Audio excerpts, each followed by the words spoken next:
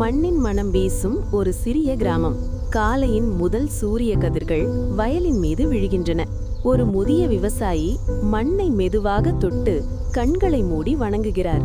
அவருக்கு அது வெறும் மண் இல்லை, அவரின் வாழ்க்கை, அவரின் நம்பிக்கை, அவரின் மூச்சு.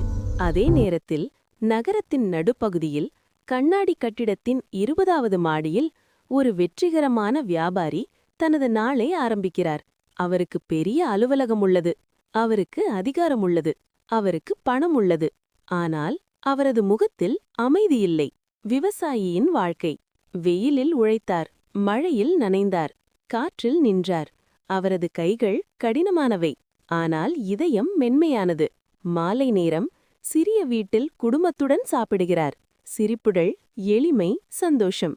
இரவு வந்தால் அவர் ஆழ்ந்த தூக்கத்தில் கவலையில்லாமல் உறங்குகிறார். அவருக்கு செல்வமில்லை, ஆனால் அமைதி இருக்கிறது. வியாபாரியின் வாழ்க்கை. காலை கூட்டங்கள், மதியம் ஒப்பந்தங்கள், இரவு வரை வேலை. கடிகாரம் 2 மணியை காட்டுகிறது, ஆனால் வேலை நிற்கவில்லை. லட்சங்கள், கோடிகள், எண்கள் மட்டும் அதிகரிக்கின்றன, ஆனால் மன அமைதி குறைகிறது. பெரிய வீட்டில் தனிமை. கண்ணாடி ஜன்னல் அருகே நின்று நகர விளக்குகளை பார்த்து கொண்டிருக்கிறார். அவரிடம் எல்லாம் இருக்கிறது, ஆனால் சிரிப்பு இல்லை. இளைஞனின் குழப்பம். இந்த 2 வாழ்க்கையையும் பார்த்து ஒரு இளைஞன் யோசிக்கிறான். நான் யாரைப் போல வாழ வேண்டும்? அவன் விவசாயியிடம் கேட்கிறான். மகனே, உழைப்பு உன்னை ஒருபோதும் ஏமாற்றாது.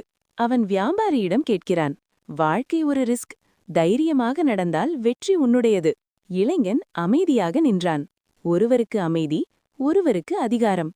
அவனுக்கு 2ம் வேண்டும். மாற்றத்தின் தொடக்கம். ஒரு நாள் அவன் முடிவு செய்கிறான். ஏன் 2யும் சேர்க்கக்கூடாது? அவன் கிராமத்திற்கு திரும்புகிறான், ஆனால் புதிய எண்ணங்களுடன்.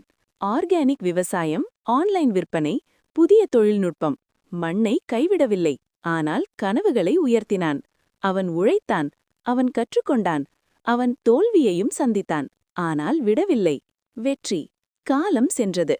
அவன் தயாரித்த பயிர்கள் நகரங்களில் விற்பனையாக ஆரம்பித்தது. பணம் வந்தது, அமைதி இருந்தது. விவசாயி பெருமையாக சிரித்தார். வியாபாரி மரியாதையாக கைகுலுக்கினார். இளைஞன் தன்னம்பிக்கையுடன் நின்றான். இறுதி செய்தி.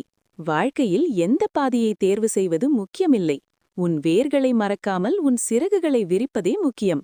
வேர்களில்லாமல் உயரமில்லை, சிறகுகளில்லாமல் முன்னேற்றமில்லை. உழைப்பும் வேண்டும், புத்திசாலித்தனமும் வேண்டும். மண்ணை மதித்தால் உயரம் உன்னை தேடி வரும்.